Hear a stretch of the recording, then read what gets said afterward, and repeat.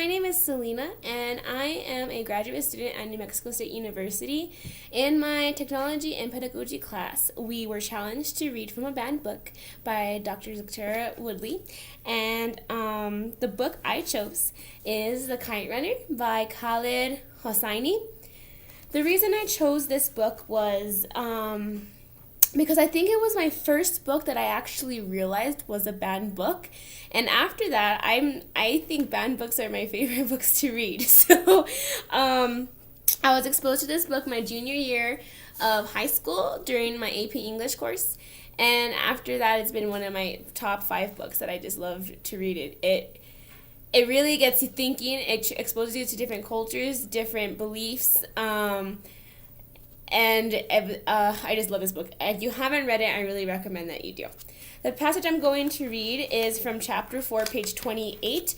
And the reason I chose it is because it has to do with education and the different backgrounds our students can come from. Sitting cross-legged, sunlight and shadows of pomegranate leaves dancing on his face, Hassan absently plucked blades of grass from the ground as I read him stories he couldn't read for himself. That Hassan would grow up illiterate like Ali and most Hazaras had been decided the minute he had been born, perhaps even the moment he had been conceived in Sanobar's unwelcoming womb. After all, what use did a servant have for the written word? But despite his illiteracy, or maybe because of it, Hassan was drawn to the mystery of words, seduced by a secret world forbidden to him. I read him poems and stories, sometimes riddles, though I stopped reading those when I saw he was far better at solving them than I was.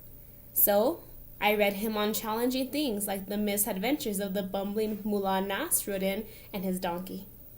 We sat for hours under that tree, sat there until the sun faded in the west, and still Hassan insisted we had enough daylight for one more story, one more chapter.